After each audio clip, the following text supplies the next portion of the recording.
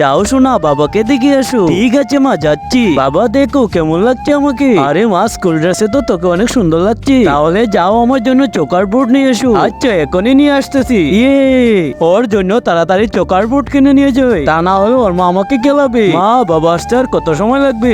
এই তো কিছুক্ষণের মধ্যে এসে যাবে। দাদা, আমাকে চক বুট আর খাতা দাও তো। আচ্ছা, বাচ্চার বয়স কত আর কোন ক্লাসে পড়ে? আরে ক্লাসে পড়ে না।